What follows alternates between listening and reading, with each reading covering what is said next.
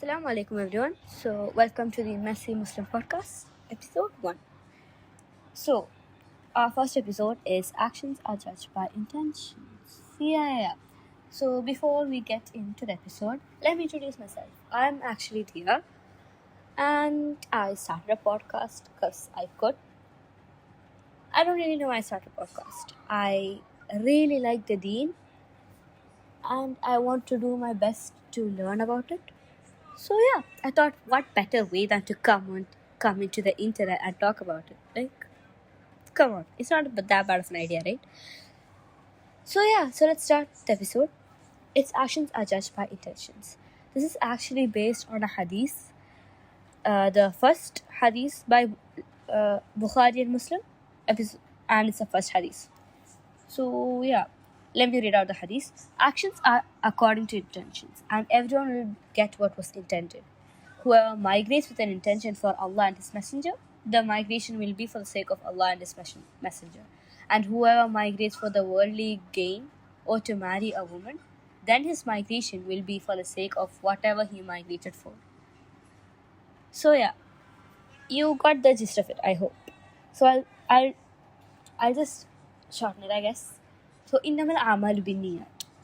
Actions are judged by intentions. So basically, you could have literally taken up the Mount Everest in your shoulders so that people will get. You can literally be Aquaman and save everyone. But if it was for the fame, if it was for Instagram, if it was to get a woman, I don't know. If it was for anything other than Allah subhanahu wa ta'ala, I'm sorry to admit this, but dude, you're not getting that reward. It is not getting accepted. Oh yeah, I also wanted to mention that I'm going to be explaining these topics while I paint. I know it's a really weird place to explain this because I'm kind of in the middle of explaining another thing, but I just want to put it out there because I actually really enjoy painting and trying to enjoy life, I guess. I feel very nice when I paint. I feel like I can completely focus when I paint. So I'll be explaining topics while painting. So for the podcasters, this is a great thing. But for the people who watch this podcast instead of really listening to it, this can get a great visual. So yeah, right back to the topic. This also gives us a reason to not assume. Like, if you really think about it, if you see a Muslim in a bar and a Muslim in a mosque, you would probably immediately be like, oh my god, the Muslim in the mosque is an amazing person, and the Muslim in the bar is not an amazing person. But if you really think about it, the Muslim in the mosque could have gone there to steal shoes or steal money or whatever he might have gone there for. And the person who went to the bar might have gone there to stop his friends from going there or to talk about the consequences of going there.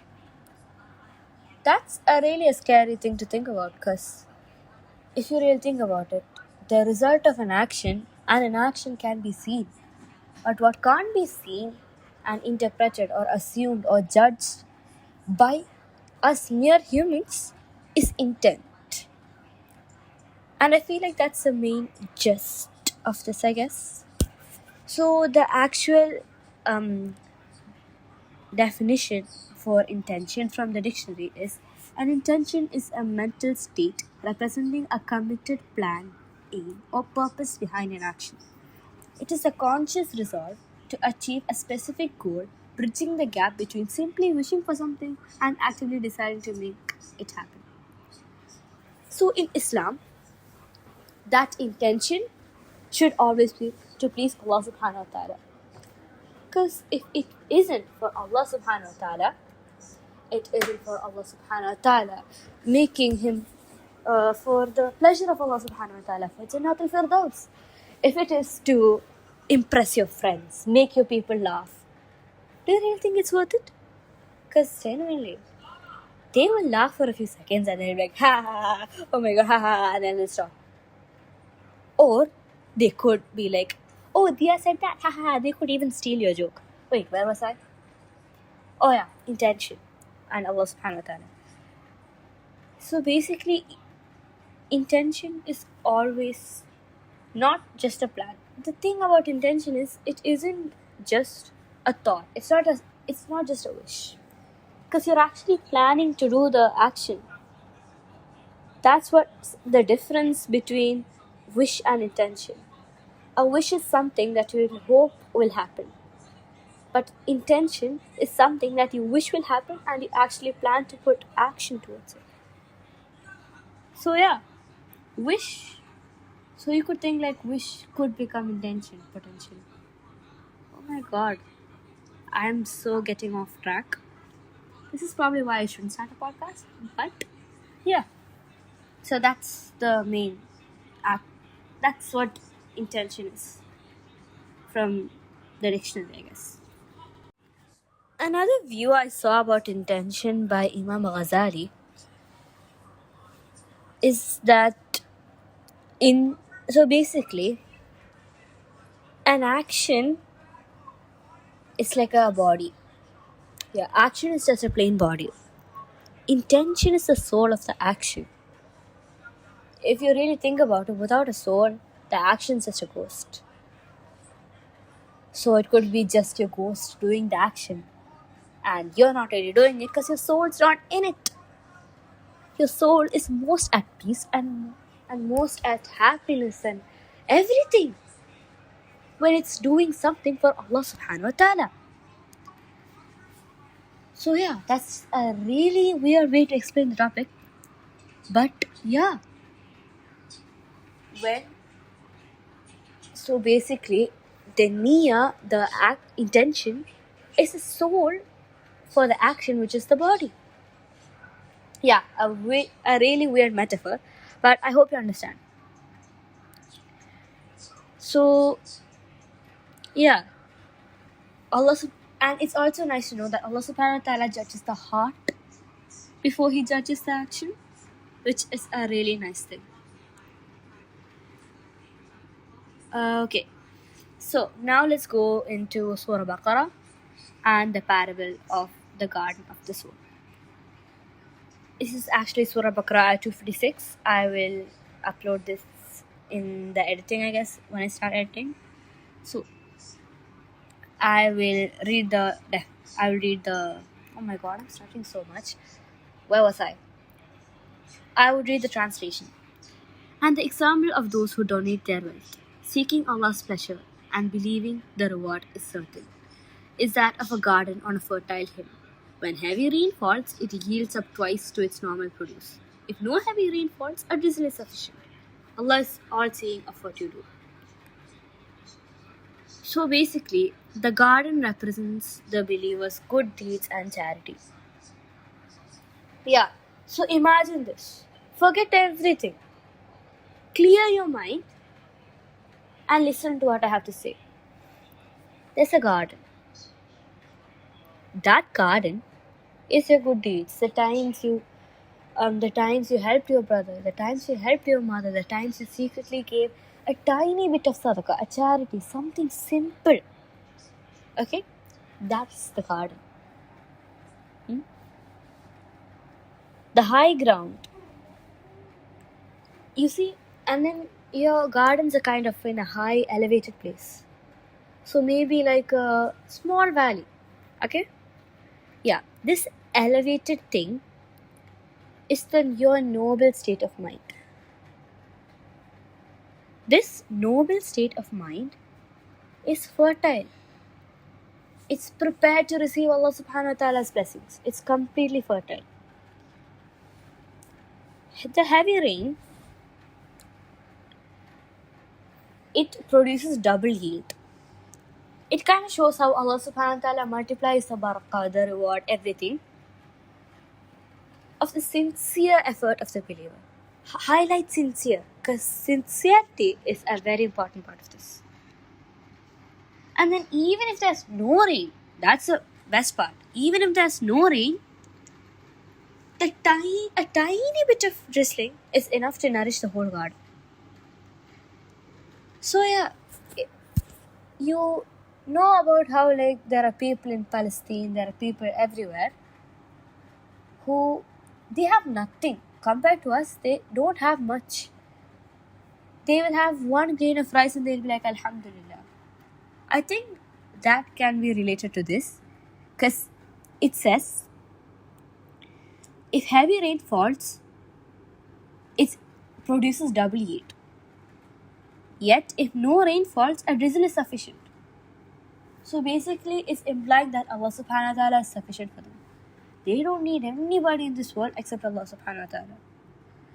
Even if the whole world is turned against you, if you have Allah subhanahu wa ta'ala with you, that's all you need. That's what this verse says, I believe. And so yeah, I hope you understood it. So basically, in your garden of deeds, if your intent is right, then even a tiny drizzle is sufficient for you. It's sufficient to nourish you and sustain you. Oh yeah. So if you do an act to please your mom, to please your dad, to please your friends, to please your ustad, just know that it's not getting counted.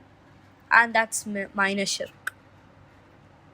Just know that all of that Ramadan you spend, all of the Ramadan, the Hajj, the Umrah, all of that is not counted if it's not for Allah subhanahu wa ta'ala. I hope you get that idea in your head, because yeah, it's one of the most important things you'll hear. Your intent matters way more than you think it does.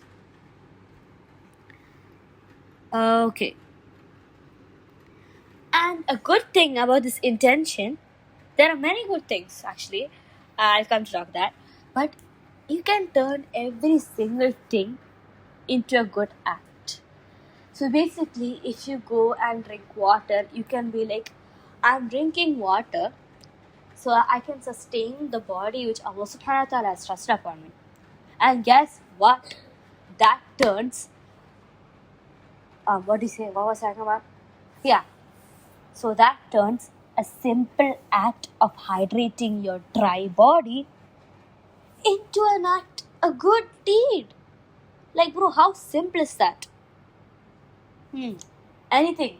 So if you put lip balm on your crusty lips, you can be like, I am doing this so that I can sustain moisture in the lips that Allah subhanahu wa ta'ala has bestowed upon me, so that I can do more dhikr, do more salah.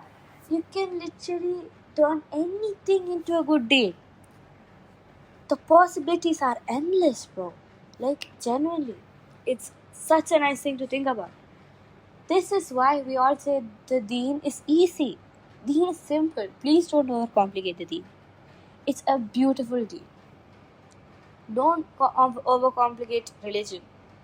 The religion is actually simple, but then people opinions and judgment and everything like that just ruins it.